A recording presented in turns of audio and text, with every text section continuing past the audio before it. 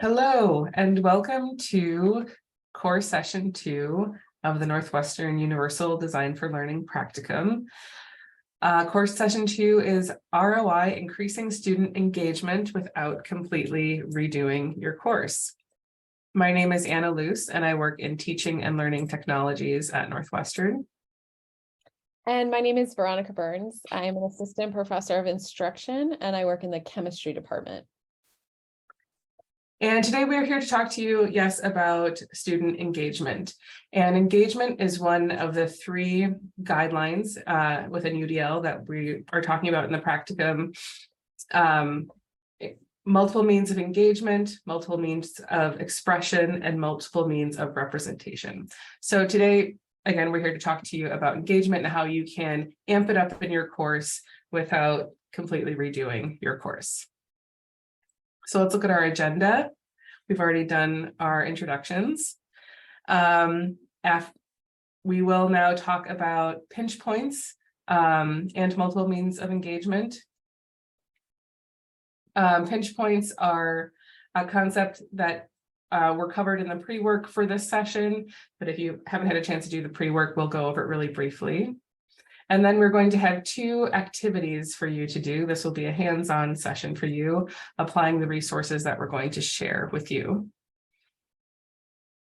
And then we'll wrap up and point you to next steps. So what is engagement? Traditionally, we think of engagement in courses. When you are standing in front of a class, you can see if your students are responding to you, they're nodding their head, they're engaging in eye contact and giving you some body language. It's letting you know that they're engaged in the course. From a UDL perspective, we think of engagement in a much broader scope. It could be engaging in class in that sort of traditional way, but it could also be engaging with materials or engaging with assignments. And Veronica will talk a little bit more deeply about that later. We're going to pause for a minute and talk about what pinch points are. A pinch point is a point in the process of learning where students consistently encounter difficulties or challenges, or their learning process sort of stalls. It could be that your ultimate goal for the course is to teach them concept C, but they're struggling with concept A or concept B, and they can't move beyond it to achieve the ultimate goals of the course or the objectives until they wrestle with and grapple with those foundational concepts. It could be one specific assignment or a lecture, someplace that's a stumbling block in your course where students are unsure how to move forward. Some examples of pinch points that we've heard from participants in the practicum are shown on this slide. They can be something really sort of straightforward, like I don't know where to find materials on the course site for my course. When students are looking around on your course site for materials, that's time that they're not spending engaging with the materials or with the content of your course. You can do some work yourself to set up a user-friendly course site that will make it easier for them to find those materials.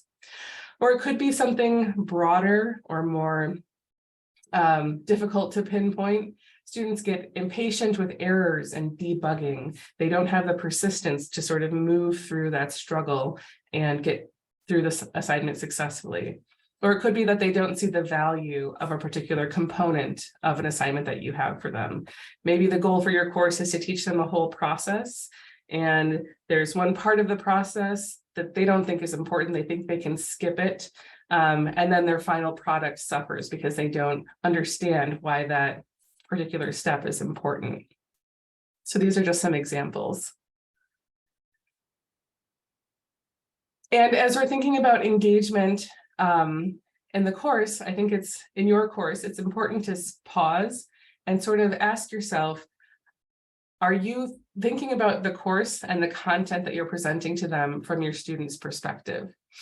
I know that sometimes when I'm putting together a program or a course, my first instinct or impulse is to set up a course in a way that's logical to me, to the way that I think or process information or learn.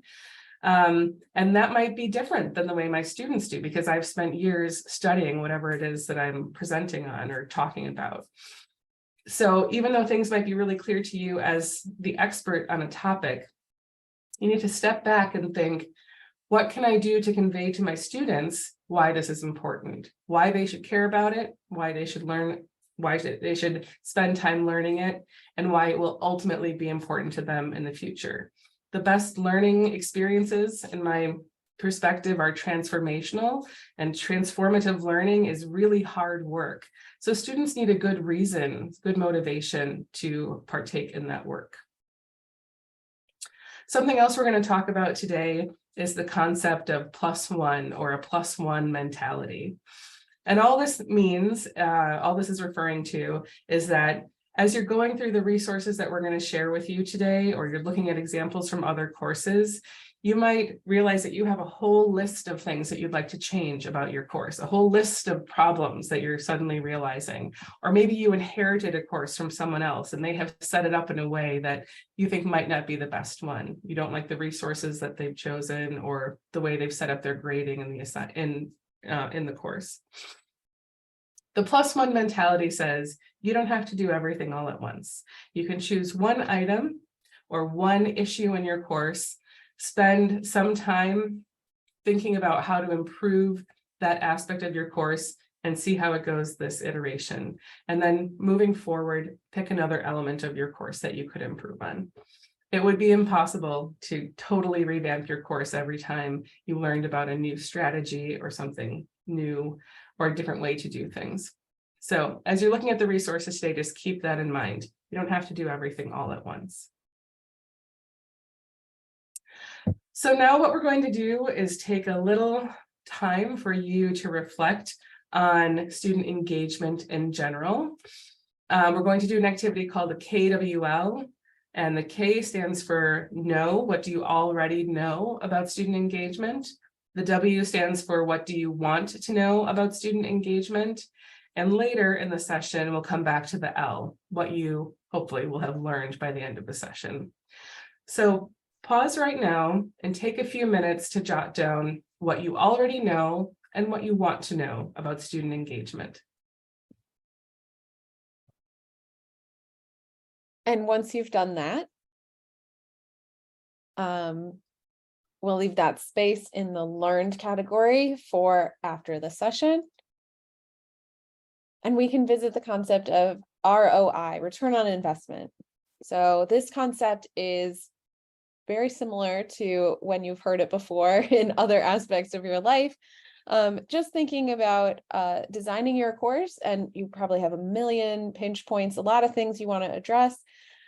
Which one is going to give you the biggest return for the energy that you put in? You're probably very busy and have a lot going on. So how much energy do you have to be able to devote to something in your course? And then trying to choose something that's going to give you the biggest bang for your buck. So as you put effort and energy in, what's it going to give you out? And just having that mentality to be able to envision the changes that you can make, that can help you decide what is most important to do first. So this could be a big payoff. Maybe you have some time off right now and you're thinking, okay, what can I do that would be a big payoff for me? But it could also be a small thing that you can do tomorrow. And, oh, there we go. The slides are not advancing. There we go. It could also be a small payoff with just a little bit of time before your next class. There we go. Okay, I'll click over here. So this session is really about giving you access to this resource list, and you'll find the resource list linked in our documents. But this resource list is extensive, and I'll tell you one of the resources you've already experienced, and that was the KWL activity. So this resource list is organized so that you can find things that are relevant to your particular problems in your course. The way that it's organized is based on UDL principles. So there's types of engagement that will go through these different categories. And then even within the categories, we have subcategories. So if you're able to take your pinch point and match it to one of the categories and subcategories of how UDL defines engagement, you'll be able to find the resources that are relevant to the problem that you are experiencing. So that KWL activity, that can, might be used in a situation where you're asking students to reflect on what they've learned and to really connect with the material in a deeper way. And so you'll find that on the resource list under the appropriate category for the UDL defined way of engagement. So let's talk about the types of engagement that UDL defines. There's 3 categories. Those broad categories are recruiting and capturing interest.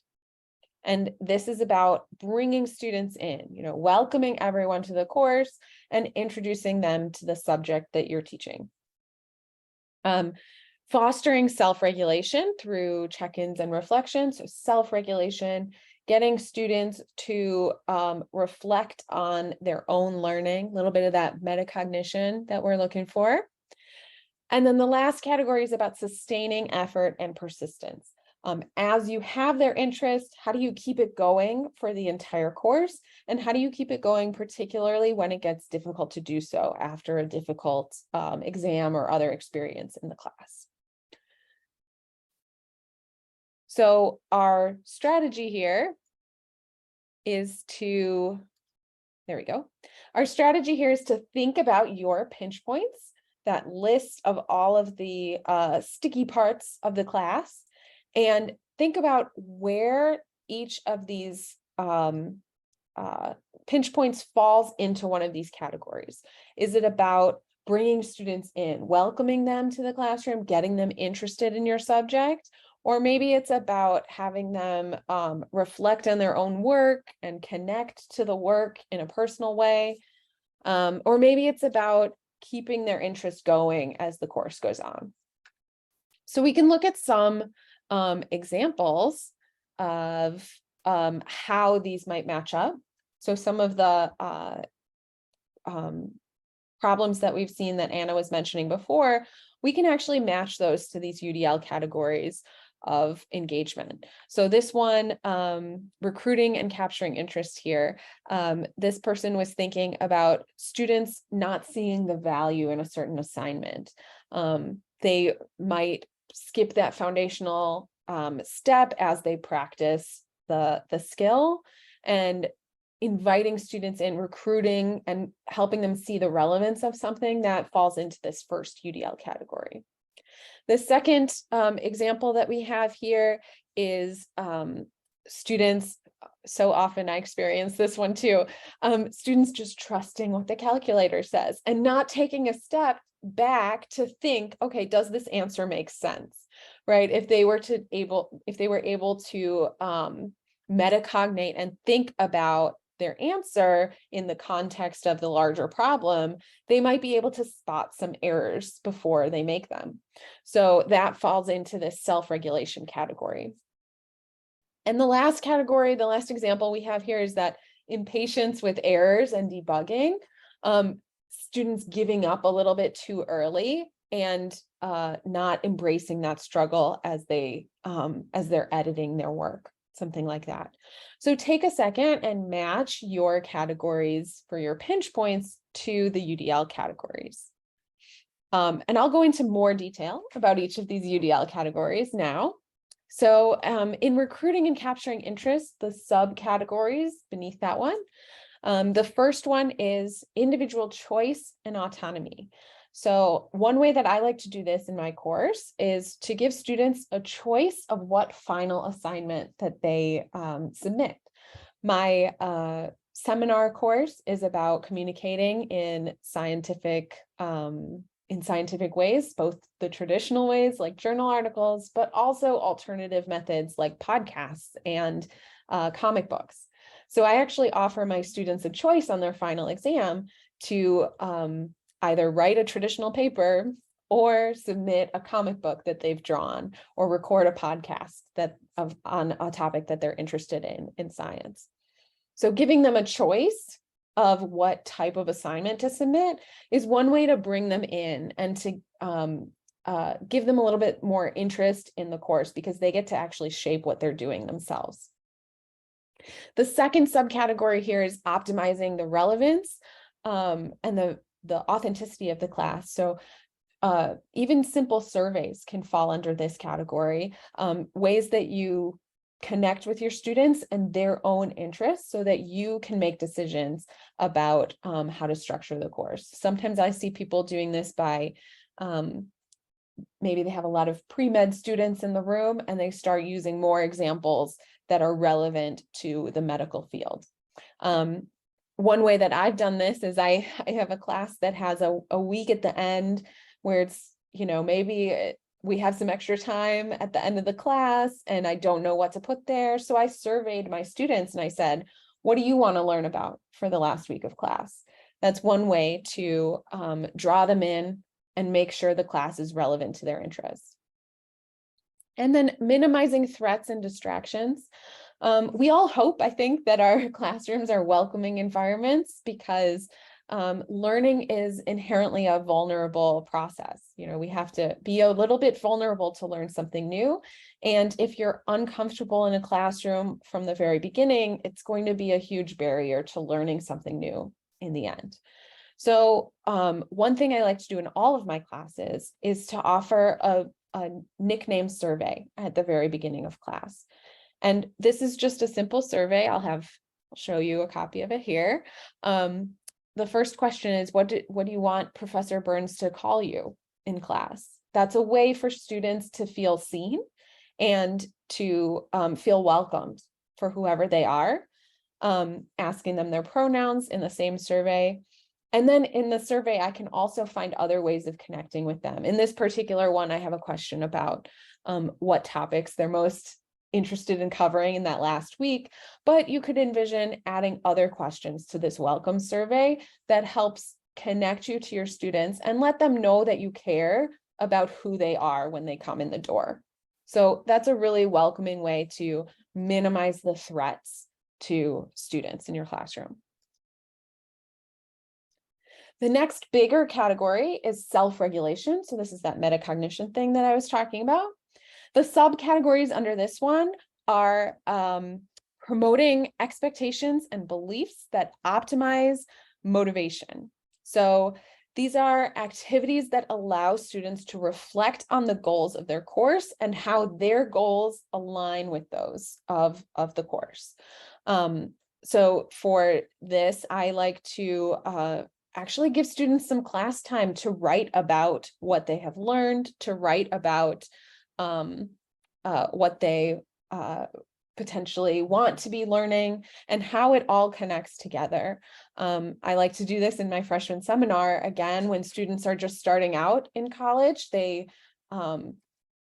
might not see the relevance of certain things, but giving them that moment and prompting them to reflect on their own goals and how they are working towards achieving them, that can make them really see the value in some of those intro level courses that they're kind of forced to take, right? And give them a little bit more motivation in putting time into those intro courses.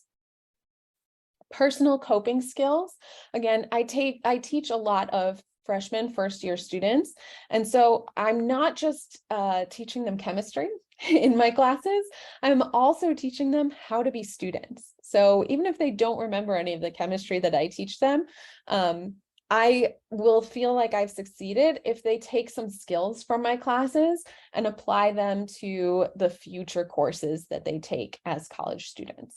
So personal coping skills are things like study strategies or ways of navigating having so many responsibilities as a student.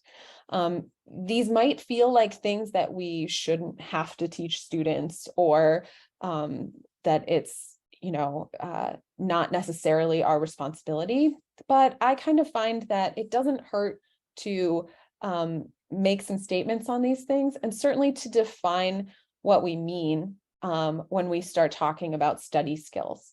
When I say, hey, students, read the textbook, read chapter 12 of the textbook, I like to know that they know what I'm talking about, because I'm not just talking about run your eyes over the paper. I have a more expert level depth to what I mean by read the textbook. I really mean read and take notes and engage with the material and do the practice problems, right? All of that is just wrapped into the word read. And sometimes defining those terms overtly can help bring students into the room, and it can help them engage with the course on the level that I'm expecting.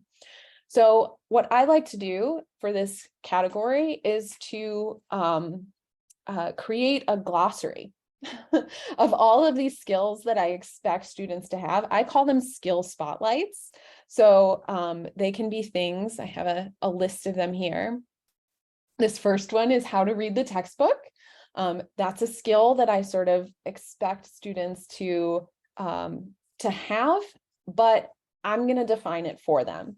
I'm not going to make them guess what it means to read the textbook. How to approach solving a problem or review notes for a quiz, attend office hours. That's a big one. Many students don't know what we mean when we say office hours. So having somewhere on your course that defines these things, you don't even need to spend class time on it. Just having a place where students can look up these skills if they decide that they need them sometime during the course. That can be a really nice way to do it. It also makes it not scary to confess that you don't know what office hours are. That's a really intimidating scenario to put a student in, to say, oh, have you come to office hours? And if they don't know what that means, this is a low pressure way to provide those definitions for them so that they don't have to ask. The last category in self-regulation is about developing self-assessment and reflection. So how do we allow students to develop that skill? As experts in our fields, we all have some sort of way of looking at our own progress and our own skill sets and knowing where we need to grow and where we would like to focus our efforts. But students are still working on that skill of being able to identify and self-reflect.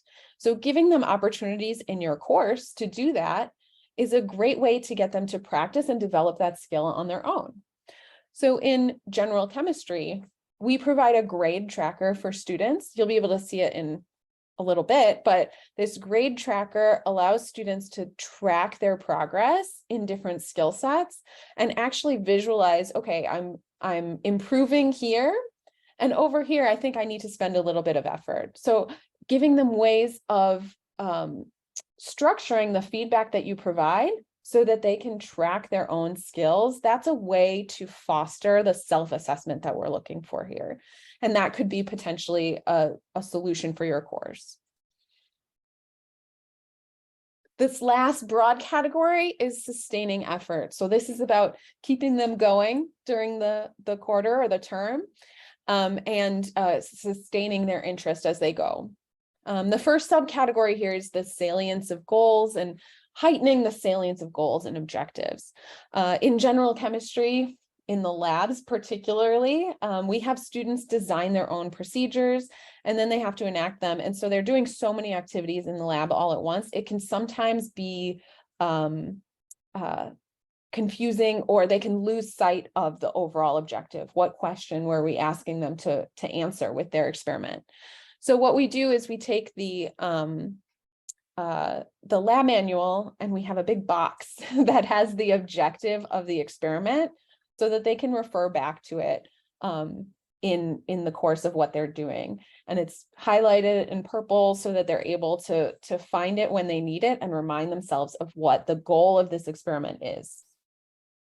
The second category is about varying the resources or the demands to optimize challenge. So just providing a little bit of variety in your class. How can you vary the types of resources that you give your students? For me, I like cartoons a lot. I like comic books. And so occasionally I will throw a comic book into general chemistry. We have a couple of different difficult topics that students always struggle with learning. And so I've written a comic book that explains methods of describing bonding in chemistry. And students use it as a supplement to their textbook. They'll read the textbook, but the comic explains the same things in different words. And they say that having things as two different formats allows them to engage in different ways, and it sustains their interest. So as an example here, I have a diagram of our lab manual. This is an actual cutout of our lab manual. You can see at the top, we have a highlighted box of what the goal of the different assignments are. Students can refer back to that at any time. And then I also have, sometimes we'll offer them a procedure that's written out or steps to follow. But here I've drawn the procedure into a cartoon. So just a fun way to get them engaged and a slightly different way of interpreting what we want them to do by having some diagrams and pictures available. The next category within sustaining effort is to foster collaboration and community. And I can speak volumes about students working together and the importance of group work in classes. But I also think that students sometimes get anxious about group work because they don't know where the line is that crosses into academic integrity violations or cheating and plagiarism. So that can be a barrier to them actually benefiting from the collaboration that we want them to undergo. In my classes, and particularly in lab classes where students have a lab partner, they don't always know what activities are allowed to be collaborative with their lab partner and what activities must be separated. So I like to offer an academic integrity quiz that is done before the first day of classes. They have to get 100% before the first class.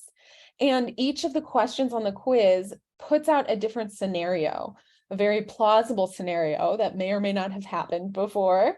But it's a way of getting them to think critically about what academic integrity looks like in my particular classroom. So having that quiz really defines this is allowed, this is not allowed. And that allows them to feel comfortable in the forms of collaboration that they are allowed to engage in.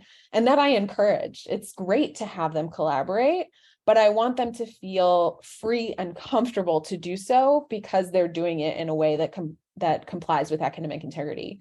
I always find that students want to follow the rules. They really care about upholding academic integrity. And often when they step over that line, it's because they didn't know where the line was. So making sure and putting out those definitions from the very beginning is really key. The final subcategory in sustaining effort here is to increase the mastery-oriented feedback. So one way that I've done this is all about connecting your feedback that you provide to the goals of the overall course and making it really actionable and detailed as much as you can. One way that we've done this in general chemistry labs is we've switched to a specifications grading method. This is a form of ungrading, which there are other sessions on that topic later that you can dig into. And this specifications grading method provides student feedback in different categories of what goals we have for them. So let's take a look at the particular categories that we offer students. So here we can see students will keep their feedback that they receive really organized, and they'll see, okay, for this experiment, here's how I did in all the different categories of mastery. And they track that throughout the term so they can track their progress, but they're also tracking their skills as they move on. So we see, okay, lab citizen, that's like behavior in the lab. They would be able to see their grades improve or maybe not improve, depending on what's happening. They would also be able to see, okay, for notebook, I need to focus my energy on improving the notebook. I know how to behave in lab, that's good, but the notebook, that's where I need to go into office hours and ask my questions. So it allows, this way of providing them feedback allows them to target the skills that they need to improve, and it improves the conversations that I have with students. They're able to ask better questions because the feedback that we're giving them is so closely tied to the goals that we have for them in the first place.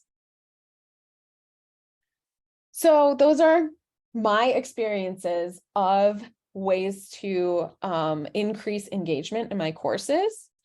The resource list is, again, organized in these different categories. So if you're able to identify the category that you'd like to address or bring into your classroom, you can head to the resource list and look for the particular heading that you're interested in connecting with.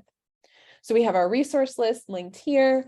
And take a few moments to look through. It's a lot of resources, right? But if you're able to kind of narrow it down to the subcategory that you're looking for, it can be a lot less overwhelming than looking at the entire list all at once.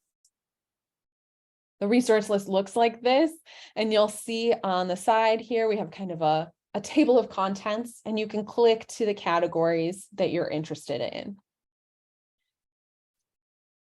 And now we've hit activity 1, Anna. Yes, so for your first activity, we'd like you to do just what Veronica was talking about. Think about your pinch points and try to categorize them as related to this framework, this UDL framework. And then using the resource list, try to identify some potentially useful resources for yourself. And there is a graphic organizer that we provided you with this session that you can, maybe you've got 3 pinch points, maybe you got 1 you're working on today, but this is just the framework that we are using. So identify your pinch point, categorize it as related to the UDL framework, and then try to find on that resource list some things that might help you. So this activity could take you a couple minutes. It could take you a longer period of time, but pause now and complete this activity.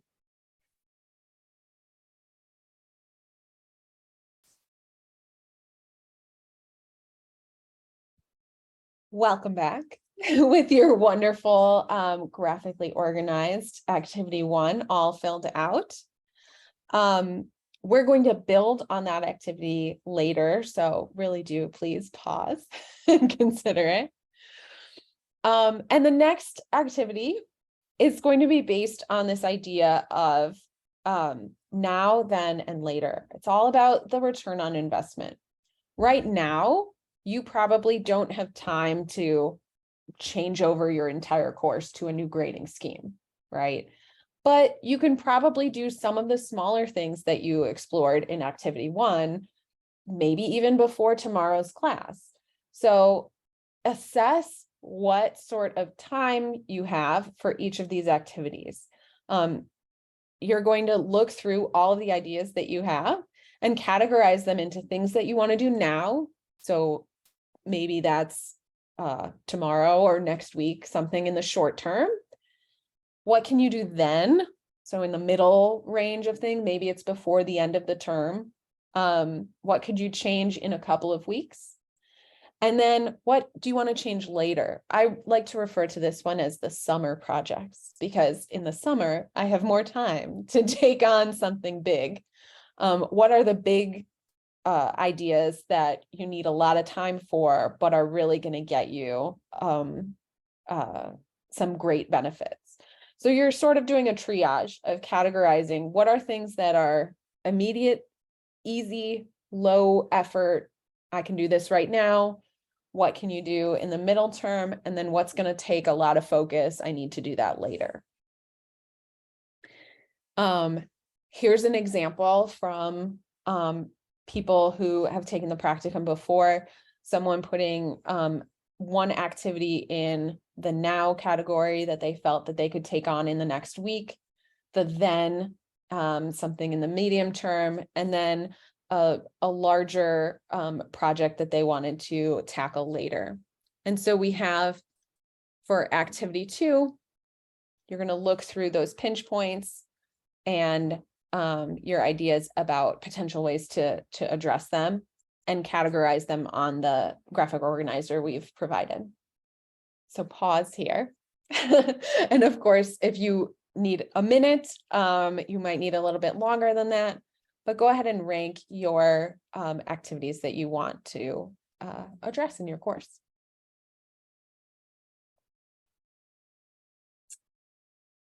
And welcome back. Now that you have completed activity 1 and activity 2, we are going to revisit the KWL, and we're going to ask you to go back to that first graphic organizer that you looked at the beginning of the session, where you wrote what you know about student engagement, what you want to know. And now we're going to ask you to fill in that L column. What have you learned during today's session? What are some takeaways that you can apply to your work right away? So take just a minute to fill that out.